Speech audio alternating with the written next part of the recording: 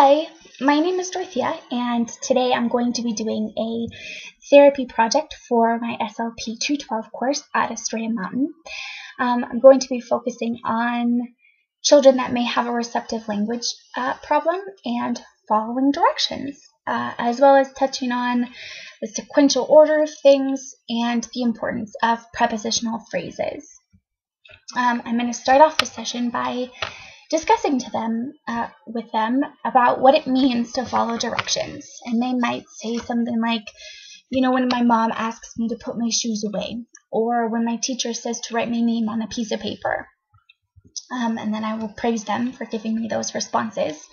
And then I'll ask them, well, what does it mean to actually follow the direction? And that might stump them a bit. That's a tricky thing to answer.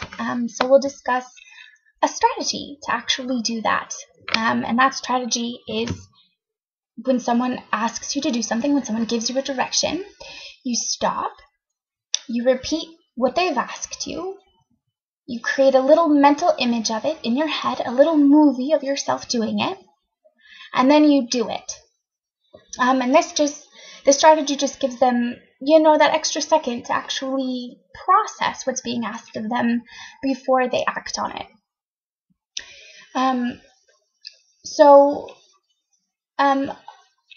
With following directions, there's a sequential order to things. For instance, when you're washing your hands, there's a beginning step, and that's turning the water on. There's a middle step, pouring the soap on your hands and rubbing them together. And there's the end step of rinsing your hands and turning the faucet off.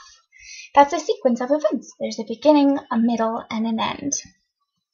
And with that comes the importance of prepositional phrases.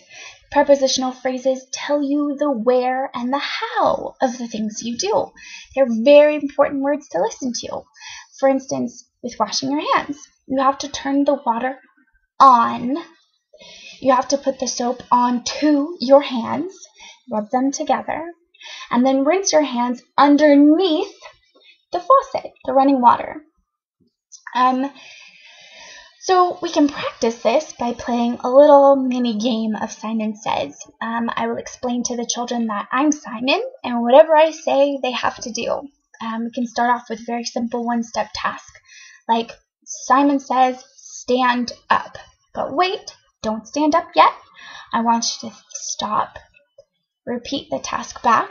So stand up. Create a little mental picture, a little movie of you doing that, and then proceed to do it. And we'll do it together. And then we can move on from there to more complex, like two-step Simon Says direction. So Simon says, put one hand on top of your head and the other hand underneath your chin. See how you listened to those prepositional words. I told you exactly where, on top, and exactly how, underneath. They're important to listen to.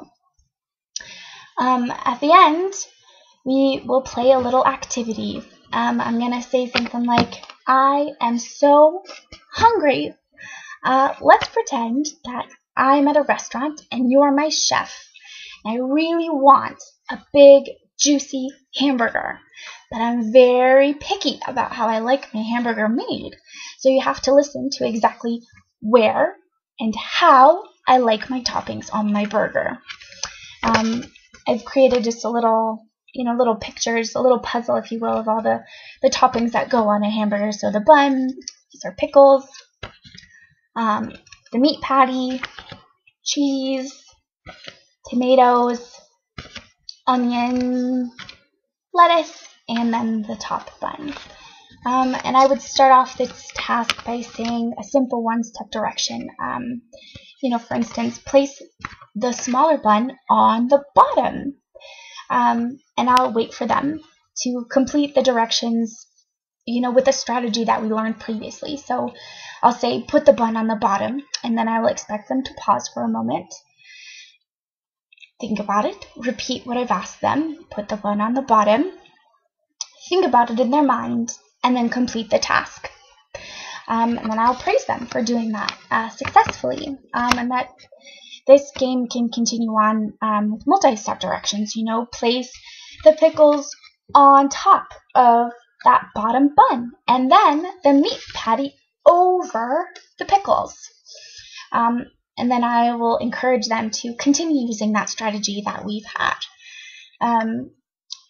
Instead of stopping for each task, they will stop and say, okay, put the pickles down over the bun, and then the patty over the pickles, and then create a little mental image of them doing that, and then actually proceed to do it. With students that are, struggling with this sort of task, I can say, hey, let's be chefs together. Let's create this hamburger together, and do actual hand-to-hand, guidance with them, or more cues than I would with someone that, was more advanced with the topic, with the activity. And then also with someone that's more, that seems to be having an easier time of it, I will ask them to, do the strategy and then repeat to me what the prepositional phrase was, So in the case of put the pickles on top of the bun and then the meat over the pickles, they will say on top and over. Those are very important words to listen to. That concludes my therapy session. Thank